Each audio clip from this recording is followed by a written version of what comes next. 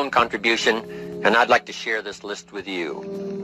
First, learning the power of purpose. A person who has purpose in their life, they have something to go for, some meaning. One writer described it, for some people it becomes a magnificent obsession. And for you and I, maybe it doesn't need to be that dramatic as a magnificent obsession. But it has to be something that does something to us, something that pulls us, especially into the future. You know, there are many influences on us. One is the influence of the past. Some people are always pulled back by the past. Some people are always pulled aside by the distractions. But here's what's powerful. If you have a list of high purpose in your life, worry into a small corner. You got to worry some. All this negative stuff serves some purpose, but the key is for you to be the master, not the servant. Here's what I'm asking you to do. You be the master of worry. Drive it into a small corner. Don't let it loose. And I'm asking you to go home with some new faith and some new courage. I'm asking you, don't worry. Drive it into a small corner. We've all got concerns. And sometimes we all wonder, and sometimes there's a little crack of doubt. We worry a little, but I'm telling you, drive it into a small corner. Drive your worries into a small corner. Enemies of the mind you got to do battle with in the summer. One is pessimism that tries to get you only to see the negative side. Of course, there's the negative side. Life is part negative. What else is new? If the glass is half empty, it is half empty. You say, well, I've been only taught to see that it's half full. Well, sure, it's half full. But it's also half empty. I mean, can't you handle that? I mean, no, that's not too difficult. But here's what pessimism would try to get you to do. Believe that it's only half empty. And when pessimism comes to your mind, you've got to educate pessimism, because pessimism is stupid. Pessimism tries to get you to believe that it's only half empty. Of course it's half empty, but it's not only half empty. It's also half full.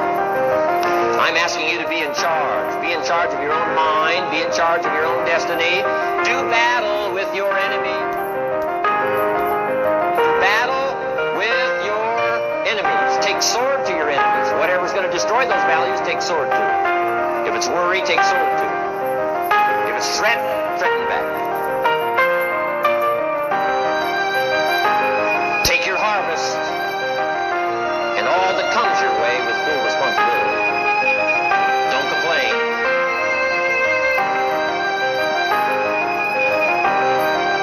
That fourth season, complaining, telling you, could ruin all of your chances.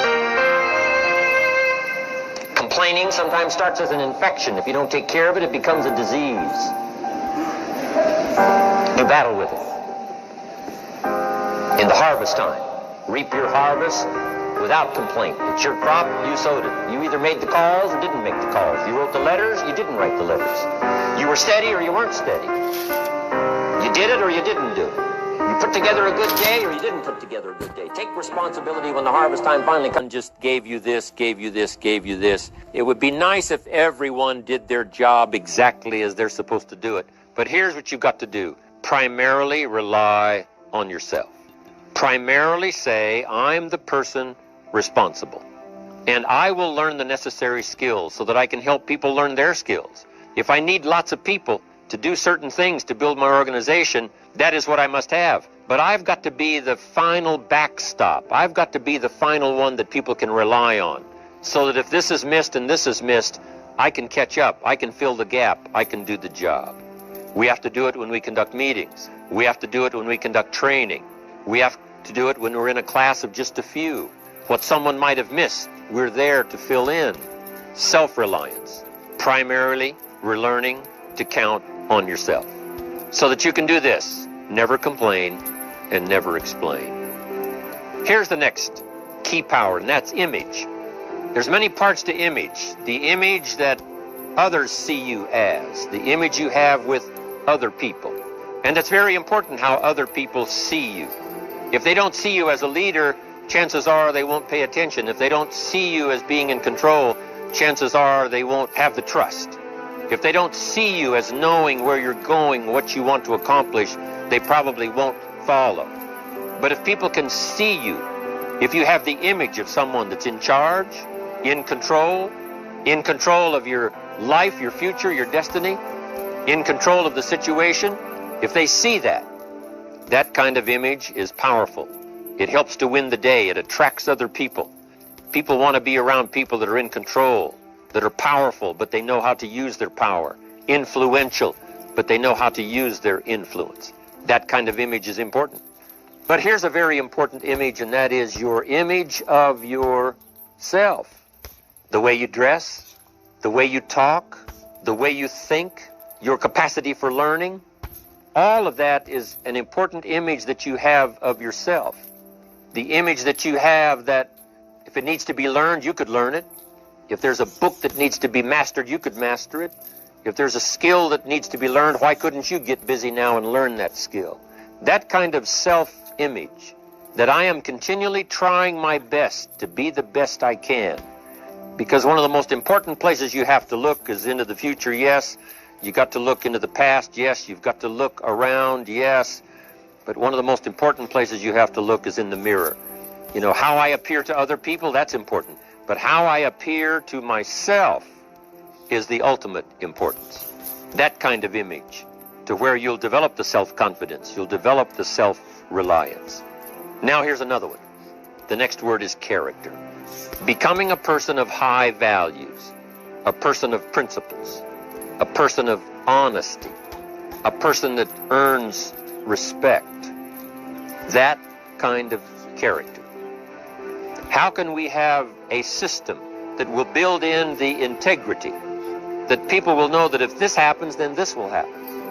And if this goes wrong, here's the way to fix it. Unless you have the principles and the character and the integrity to put together a viable plan for a wide variety of people, then the system is not going to last very long. And I've been around long enough, and I'm sure you have been around long enough to see a lot of systems that got started, but they failed. And the reason is because they were not constructed with integrity. They were not constructed with character. They were not constructed with doing the right thing.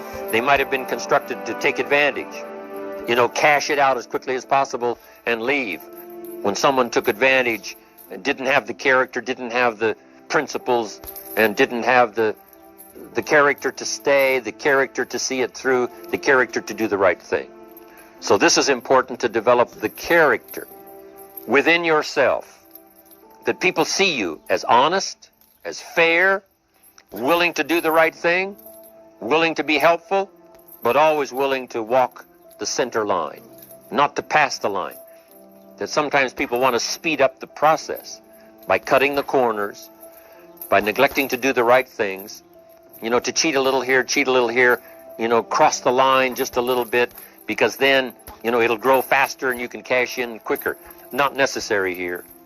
In the marketing system, the kind of integrity we have among each other, the kind of character we have to rely on each other, because here's what we cannot do. We cannot do this by ourselves. Vitally important. Build